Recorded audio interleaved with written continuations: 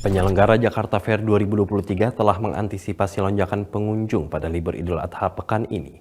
Marketing Director J-Expo Kemayoran, Ralph Suneman, mengatakan pihaknya akan menambah jumlah personel pada akhir pekan.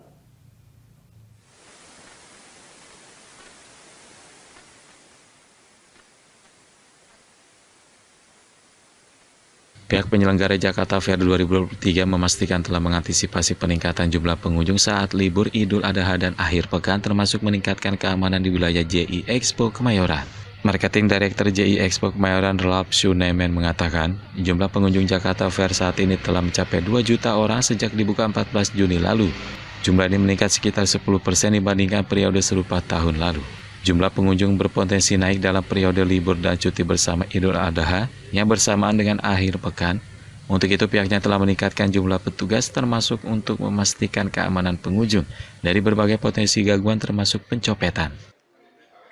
Kalau di weekend secara otomatis dari sisi keamanan, kebersihan, orang dari parkiran dan lain-lain, itu kalau nggak salah penambahannya lebih dari 30-40% jumlah personel yang bekerja.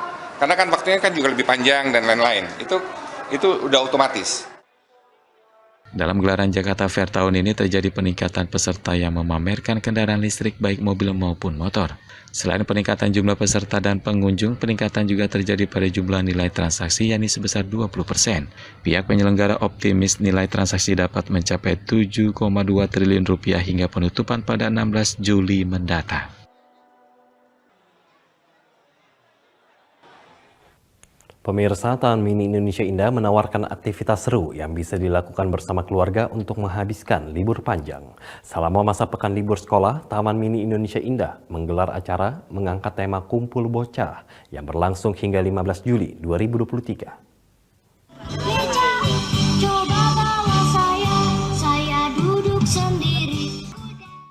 Manajemen Taman Mini Indonesia Indah menawarkan program menarik untuk anak-anak menikmati liburan lewat sejumlah permainan tradisional. Permainan enggrang misalnya, pemain ini disediakan 2 bilah bambu dengan 2 rambu tambahan untuk penyangga kaki bagian bawah.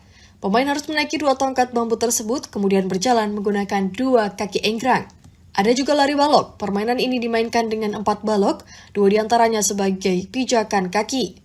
Permainan yang terkesan sederhana ini dapat meningkatkan kebugaran jasmani dengan meningkatkan koordinasi tangan, kaki, dan kerja otak. Anggota Koordinator Komite Permainan Anak dan Olahraga Tradisional Indonesia DKI Jakarta, Safira Belia, menyampaikan kehadiran permainan tradisional ini bermanfaat sebagai media edukasi untuk anak-anak.